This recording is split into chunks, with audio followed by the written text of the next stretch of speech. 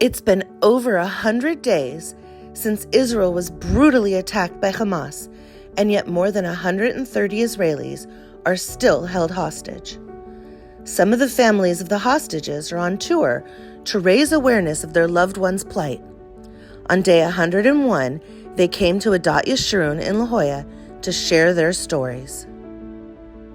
Local San Diegan Rotem Cooper's mom was released in one of the first groups, but his dad is still being held. My father, 85 years old, Amiram Cooper, and my mother, 79 years old, Norit Cooper, were both kidnapped from their home in Kibbutz Nir Oz on Saturday, October 7th, together with many other community members.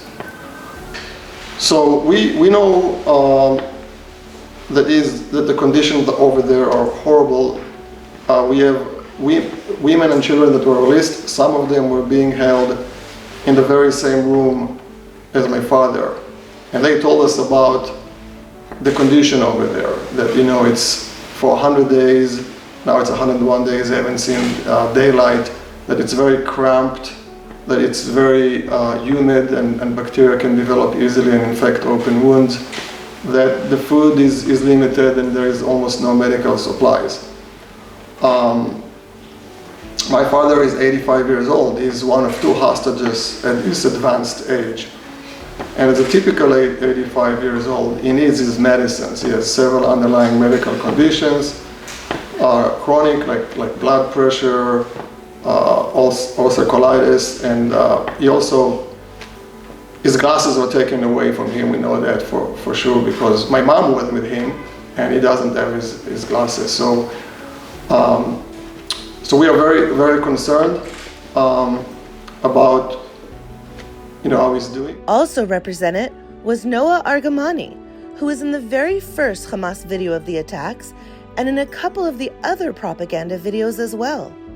Her cousin, Ravit Oad, shares her story. She's a very beautiful young woman. I think that everybody can say that in this horrible movie that was published. She has a very strong personality, very strong.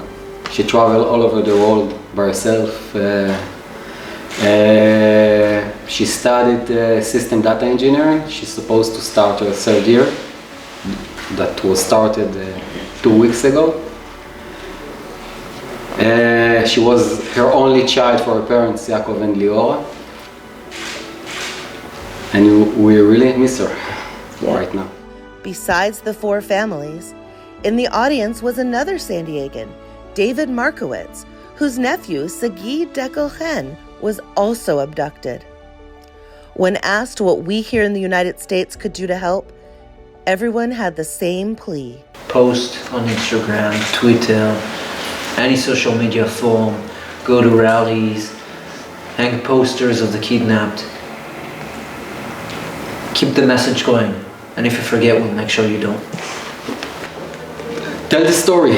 Be the voice of Noah and their parents and all other kidnaps. It's very important. Put the pressure on Congress. Put the pressure on those congressmen. Put the pressure on the senators. Don't let them off the hook.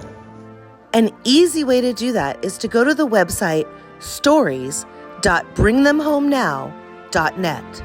There you can see stories of each of the remaining hostages and find a form to easily send a letter to your Congress member.